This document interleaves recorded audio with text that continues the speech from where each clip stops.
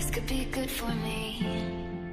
Lately I was feeling like I need a purpose. But when you talk to me. Assalamualaikum warahmatullahi wabarakatuh. Halo anak-anak, hari ini kita akan belajar tema 6, subtema 2, pembelajaran 4, muatan bahasa Indonesia, IPS, dan PPKN. Pembangunan nasional tidak hanya dialami oleh nelayan saja, seperti yang sudah kita bahas pada pembelajaran sebelumnya. Pembangunan nasional itu dialami oleh seluruh penduduk Indonesia. Yuk simak baik-baik penjelasan berikut. Kali ini kita akan membaca teks tentang kehidupan masyarakat agraris. Sebagian besar penduduk Indonesia bekerja pada sektor pertanian atau agraris, termasuk peternakan dan perikanan.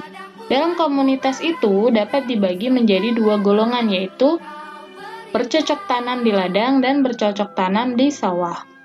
Teknologi bercocok tanam di ladang memerlukan tanah yang luas. Biasanya para petani dahulu hidup berpindah-pindah karena mencari lahan yang baru untuk ditanam. Namun sekarang petani menetap karena teknologi pertanian yang maju untuk menyuburkan tanah seperti pupuk. Cara bercocok tanam dahulu juga berbeda dengan sekarang. Misalnya dahulu hanya mengandalkan hujan, tetapi sekarang dapat membuat saluran irigasi. Masyarakat agraris adalah masyarakat yang menggantungkan kehidupannya dengan bercocok tanam, baik di sawah maupun di perkebunan. Salah satu ciri khas masyarakat agraris desa adalah semangat gotong royong yang tinggi. Misalnya pada saat mendirikan rumah, memperbaiki jalan desa, dan membuat saluran air. Kehidupan masyarakat agraris pun masih jadi modernisasi atau dengan kata lain mereka hidup secara tradisional. Contohnya, dalam bertani biasanya mereka masih ada yang menggunakan alat-alat sederhana. Misalnya menggunakan tenaga hewan untuk membajak sawah, walaupun ada beberapa yang sudah menggunakan mesin traktor. Sebenarnya kehidupan masyarakat agraris berkembang dari waktu ke waktu, tetapi perkembangan terjadi lambat karena perkembangan teknologi dan informasi masih minim serta pengetahuan dan keterampilan yang terbatas. Hal itu menyebabkan mereka hidup dalam keterbatasan. Anak-anak, kalian harus mencari informasi penting dari bacaan. Cara untuk mencari informasi penting dari bacaan yang pertama adalah yaitu bacalah teks dengan cermat, lalu tentukan ide pokok setiap paragraf, cermati ide pokok yang sudah kalian tentukan, lalu tulis ide bacaan dalam bentuk tabel.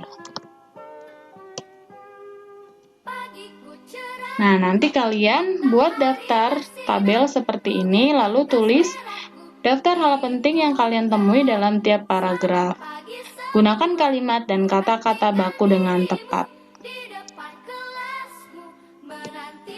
Selanjutnya, kita akan membaca bacaan tentang pengolahan padi menjadi beras. Nasi berasal dari beras. Beras berasal dari tanaman padi.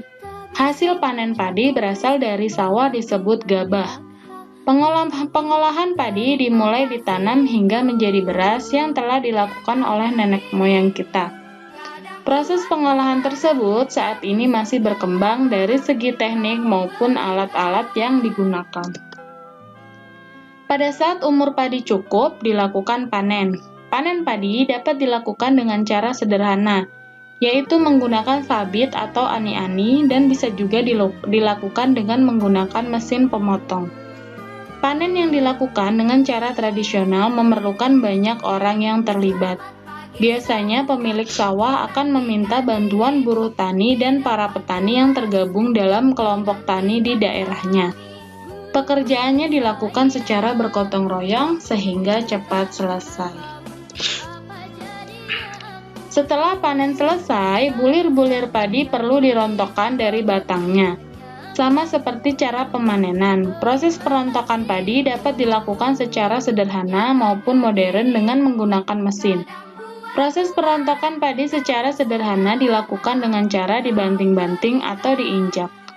Proses ini juga memerlukan banyak bantuan. Oleh karena itu, pemilik sawah masih membutuhkan bantuan buruh tani dan petani-petani di daerahnya. Setelah dirontokkan, gabah dikeringkan menggunakan panas matahari atau dengan mesin pemanas. Selanjutnya, gabah dikupas dengan menggunakan mesin pengupas sekam. Jika tidak memiliki mesin, para petani membawa gabahnya ke perusahaan besar yang mengupas gabah hingga mengemas beras dan mendistribusikannya ke konsumen. Untuk tugas IPS, pada pengolahan padi pasti terjadi beberapa interaksi sosial. Nah, tugas kalian adalah menulis beberapa interaksi sosial yang mungkin terjadi pada saat pengolahan padi. Nah, ini ada satu contoh, yaitu petani bergotong royong melakukan panen padi. Nah, di situ mereka pasti melakukan interaksi sosial. Kalian tulis ya contoh lainnya di nomor 2-5. Untuk tugas PPKN, tulislah dalam tabel beberapa hak dan kewajiban bagi orang yang terlibat dalam proses pengolahan padi.